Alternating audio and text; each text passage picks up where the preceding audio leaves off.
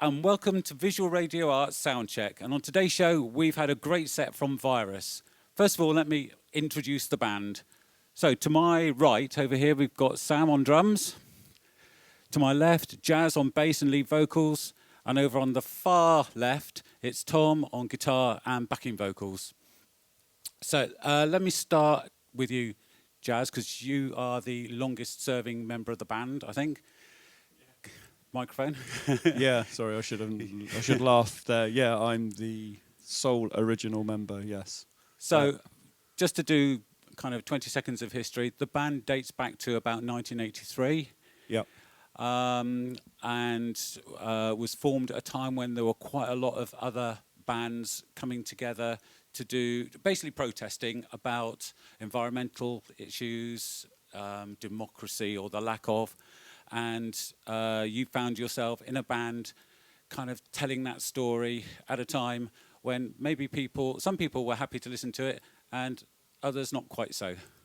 Yeah, very much so. Obviously, you know, our roots are from punk rock because, you know, when we were young teenagers, that was the music that was exciting and, you know, it very quickly developed into lots of, you know, splinter type of post-punk and that, and punk to me was always very interesting and you could do what you want. It wasn't just free chords, and so like it was very appealing to be, you know, sort of 12, 13 and think, right, we're being a band, and you know, we had no clue of how to play, but we just wanted to be in a band, and you know, you eventually kind of get your act together or you fall by the wayside, and we kind of got our act together, and yeah, we've kind of just been doing it ever since, you know, and we kind of very much do what we want to do and don't play to anyone else's game or rules, because for me punk is just doing what you want. So it's the kind of like the DIY kind of ethic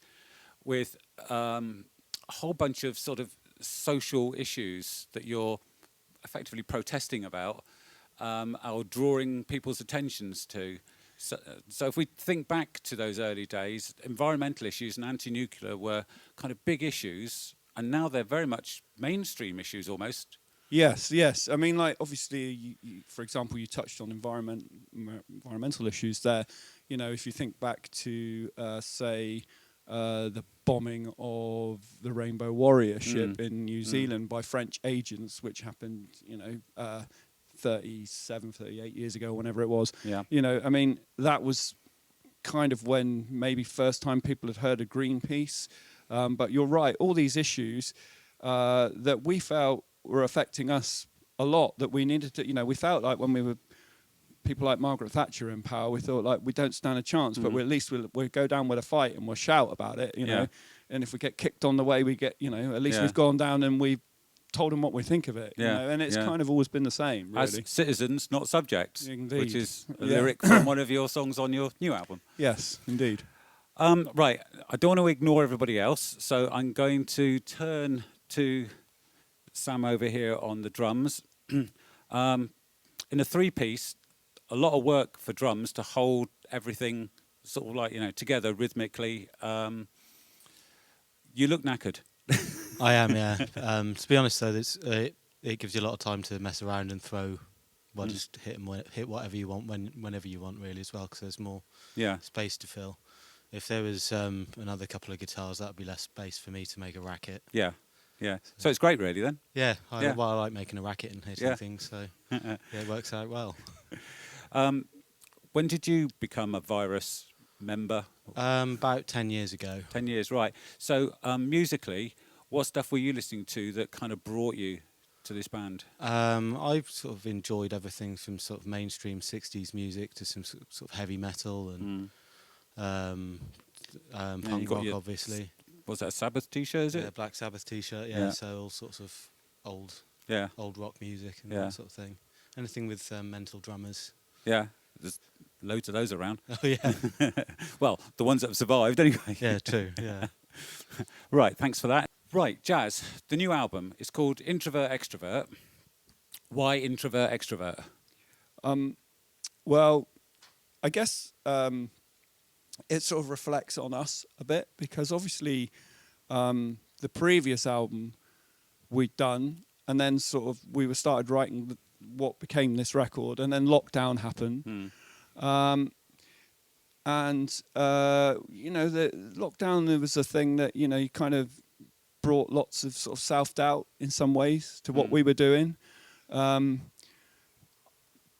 me personally, I'm not sure about the rest of the guys. So, I mean, when we were just sort of banging titles around, and that one everyone seemed to like, and it kind of, it felt a bit like how we were feeling, I think, because, at times you couldn't practice. Yeah. And then, I know people that said that they couldn't face picking up an instrument because they knew they couldn't gig.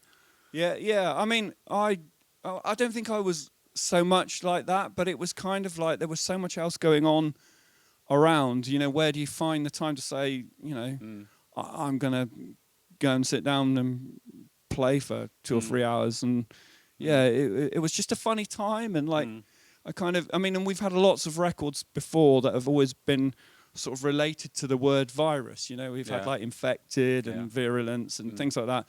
And I think all three of us felt we wanted to get away from that. So it was just one of those phrases that when we were talking that we all three of us thought, that's all right, and that'll do, and so we're there. So if we can just turn it around and then face it onto the camera, just to make sure everyone's got a good view of it. Yeah. And people can get this online from Bandcamp, I think. Is that right? Yeah, if they go to, we'll give you a link. Maybe you could put that on, but it's to. It's on Anthrax, who is the label, the band who own the label Grow Your Own. We'll give you the direct link because it's quite long worded, but it's available there. I think we're going to put it on our Bandcamp as well in the next few weeks. So it will be available from us because obviously we now have copies. And we're just really pleased that we've finally managed to get it recorded and get it released because when everyone came back from lockdown, it was like, they scrambled to try and find a recording studio. And there was kind of vinyl shortages. And it takes, I think it was 9 months from when we gave the masters to be, by the time you've got a test pressing and all that. So it's quite a delay, but we're very pleased it's out. Yeah.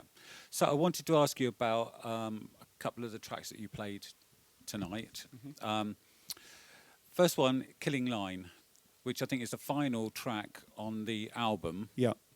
Which came across in my headphones as a bit of an epic in many respects. Right. I don't know if you want to give us an overview as to the narrative for Killing Line. Yeah, well, I mean, the thing is with this record, I think before we might have been slightly guilty of kind of just having one style and sticking to it.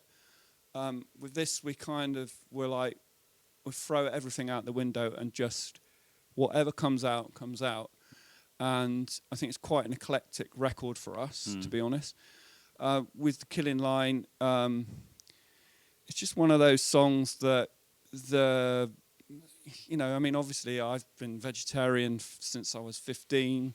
It's something that is very close to my heart, animal rights and vegetarianism, veganism and all that. And I think a lot of the time, we've been guilty of probably writing those sort of songs and they kind of maybe easy to just kind of miss because, this one I really wanted to think about and wanted people to think about.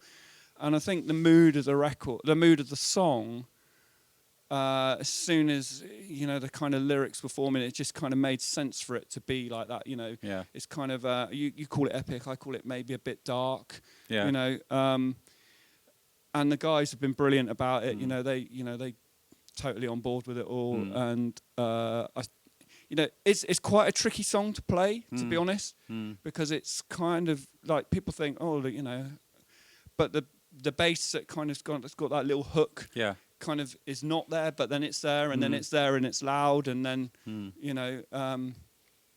and obviously the guitar is quite sort of almost like machine-like in a way. So you could easily think, oh wow, that it must be a drag for Tom to play. Hopefully it's not, and I just think it was a standout kind of track to finish an album with. We've had a lot of that comment. Yeah, people have said it's the final track on the record is a great track, and what nice thing for people to say that that the record ends with a track that is so memorable. So yeah, great. The last one I wanted to have a quick natter about is Chainstore Massacre. Chainstore Massacre, which is one of your older songs. Yeah. You were saying. So anyone who was listening to the lyrics would have heard it's basically protesting about big labels, as far as I can see. It's sort of like the corporate kind of infiltration of, I guess, the music biz.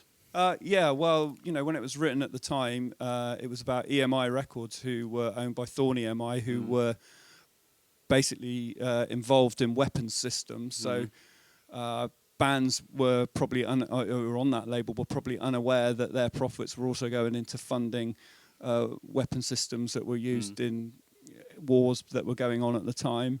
And we always say it with DIY, not EMI. It's an old punk thing, and it really is. I mean, like the people who run this label, like Grow Your Own. I mean, like they do all this in their own little bedroom sort of thing, a house, and they do it all by themselves, kind of thing. And they do a really great job. And I can't speak highly enough of what they do for us and for other bands within our scene. To have that passion and belief that what we as a band are doing and lots of other bands is still very relevant and needs to be heard is really important, and it's great that they do that. So being heard, gigs, what have you got lined up? I think we've got Bristol Punks Picnic in 3 weeks next. We do Bradford on Avon at the Three Horseshoes, which is a great venue run by a lovely guy, playing there with Omega Tribe, who are on the same label as us. And after that, we are doing the Grow Your Own Festival at Rockaway Park, down, it's sort of just outside Bath, Bristol. Bath, Bristol way. So that will be great. To be honest, we always struggle with gigs because I think people think Virus, God, they're a racket and we're not having them. And actually, we kind of like maybe a bit more thoughtful racket in a way. Well, I think people should have a listen to the album because it's not a racket.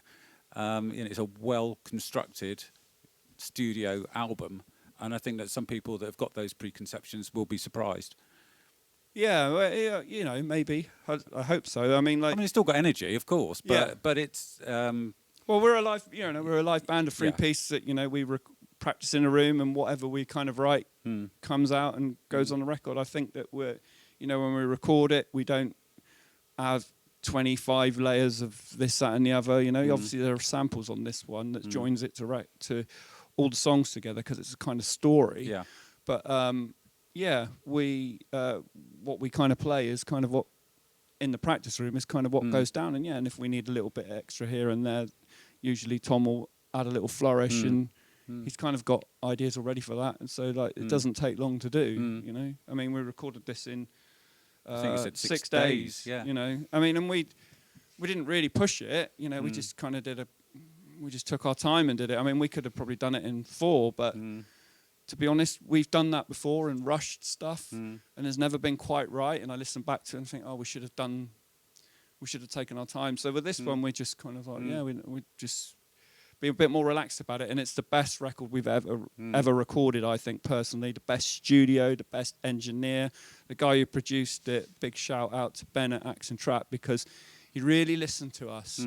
We've recorded stuff in the past where the guys who've been recording us just don't listen. Yeah. And there are songs, and this is how we want them to go. Well, you can't have them like that. Well, tough, we're going to. But Ben was amazing, and the studio was brilliant, great gear, and I think all 3 of us came away saying, wow, what a great guy, what a great studio. We'll go back there again, no problem. Brilliant.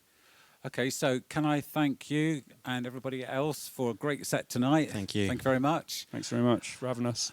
And thank you for watching. We'll be back with another show in a few weeks' time. Bye, everybody. Bye. Bye it.